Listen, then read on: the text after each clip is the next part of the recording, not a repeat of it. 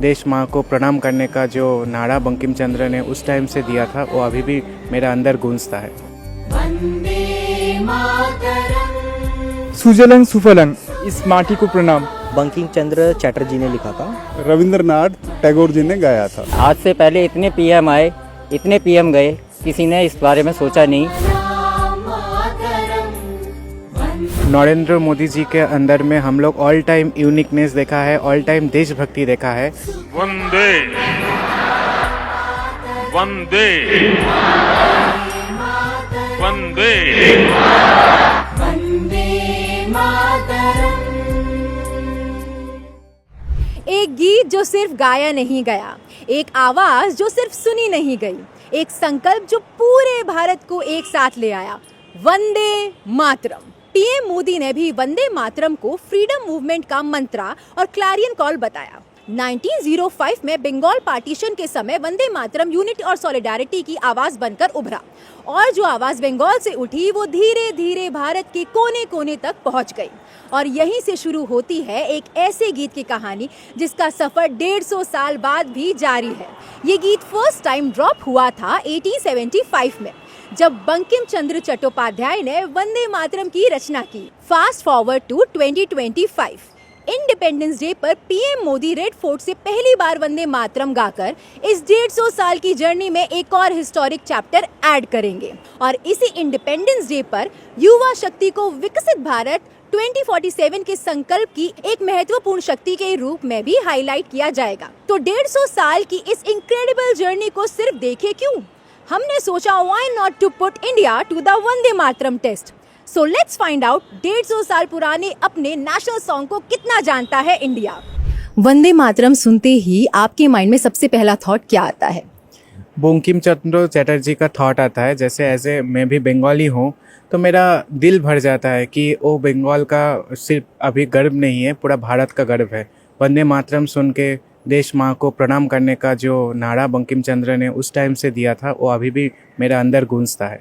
वंदे मातरम सुनते ही मेरे माइंड में एक फीलिंग, मोटिवेशनल जो सेक्रीफाइस जो फ्रीडम फाइटर्स ने हमारे देश के लिए किया है ये आता है।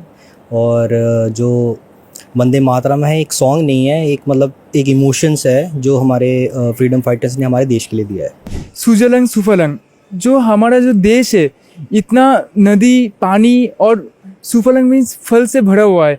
तो ये जो इतना भरा मतलब सब कुछ भरा हुआ है, इस देश में सब कुछ है, तो ही मेरा माइंड में सबसे पहले आता है ये देश बहुत सुंदर है, इस माटी को प्रणाम। दिल में हमारा ये आता है देश के लिए मरने मिलने के लिए हम तैयार रहते हैं। और आज हमारा देश जो आज़ाद हुआ है वो इसी नारे पर हुआ है। देशभक्ति और देश के लिए प्राण न्यौछावर करने की भावना जगती है। 150 इयर्स की जर्नी के बाद पहली बार वंदे मातरम रेड फोर्ट से सुनाई देगा। पीएम का ये जो स्टेप है इसके बारे में आप क्या कहना चाहेंगे? नरेंद्र मोदी जी के अंदर में हम लोग ऑल टाइम यूनिकनेस देखा है, ऑल टाइम देशभक्ति देखा है।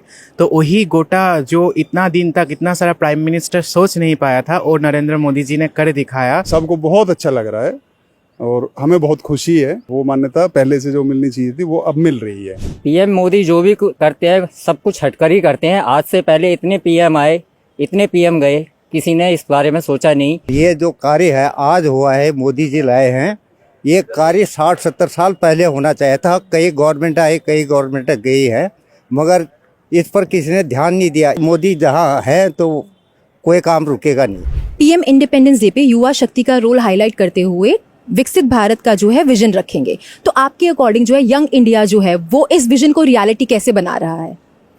अभी देखिए कि एक समय में हम लोग सुनते थे कि हम लोगों को सजेशन लेना चाहिए ऑल टाइम हम लोगों का जो फोर फादर है, बस जो हम लोगों से सीनियर है उन लोगों से। बट पीएम ने इसको इंट्रोड्यूस किया कि विकसित भारत में मेन कांडारी किंतु युवा ही है। पीएम से भी ये मिल रहा है कि पीएम हम लोगों को उतना सम्मान दे रहा है कि वो सोच रहा है कि मैं कितना मतलब मेरा देश का युवा सबसे ज़्यादा बुलंद है और वो लोग सबसे ज़्यादा कर सकता है।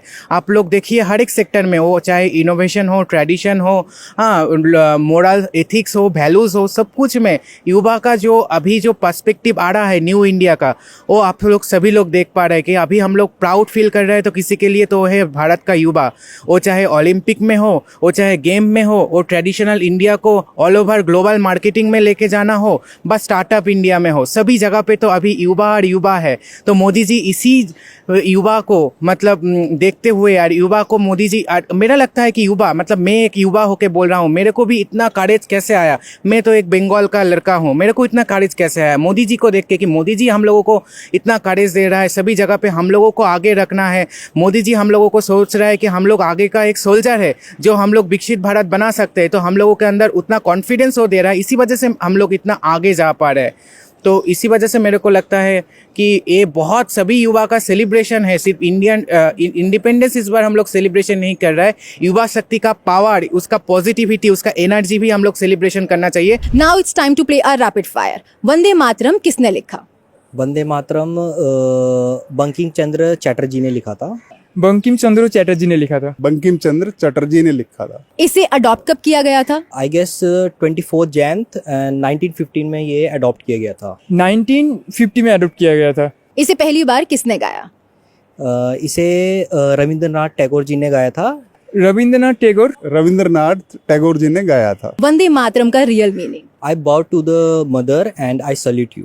मेरा भारत माँ को प्रणाम करना, नमन करना। जो ये माटी में हम लोग रह रहे हैं, इस जो जन्मभूमि है, इसको प्रणाम। 150 years old song, a new generation and a story that's still being written. Vande Mataram. That's all for this episode. See you in the next one. Till then, Jai Hind.